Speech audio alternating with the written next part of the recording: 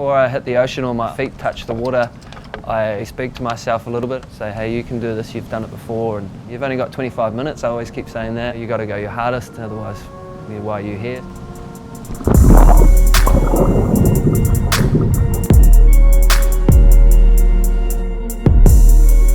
I am one of two Kiwi surfers heading to Tokyo Olympic Games. Surfing is the first time it's ever going to be in the Olympics. I've got huge goals, obviously. I want a medal. I want to prove a point to everyone out there that anyone can do it. You know, I've been through a lot, and I think you become tougher and stronger and more motivated. So yeah, here I am, the first Olympian. 3 things that moulded me to make me who I am are the national title trophy, the surfboard I qualified for Tokyo Olympic Games on, and Manu Bay, where I grew up and learned to surf. Me and Dad would surf.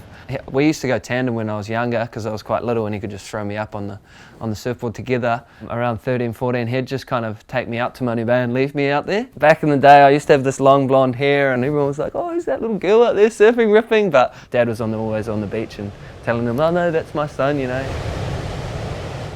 I kind of call it my office now, you know. I'm popping out to the office for a few hours, and obviously being a professional surfer, it is a dream come true, you know. We get to travel around the world, we get to be in the ocean every single day if we want to, and that is our jobs. And I always come home after traveling and go straight to Manu Bay.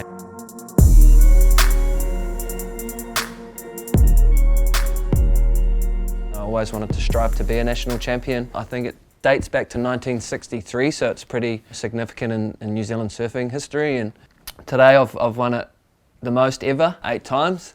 The one a few weeks after my mum passed away, that was pretty emotional for me, you know. I was going through a tough time at the time, and luckily I had my wife and my family around me to support me, and obviously I dedicated that win to my mum, and I'm pretty sure she'd be stoked and proud.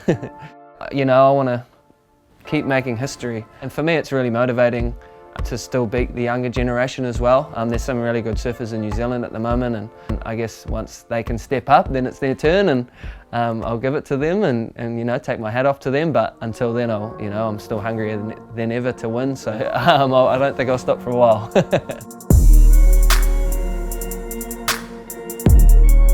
It's a funny feeling when you get a good surfboard under your feet. There's so many different elements. There's tail curve, there's tail rocker, there's different sorts of volume in the surfboard. Yeah, for me, it's really fast and light, and it goes really good for my surfing specifically, and I'm super happy to have that in my quiver and take that to Tokyo.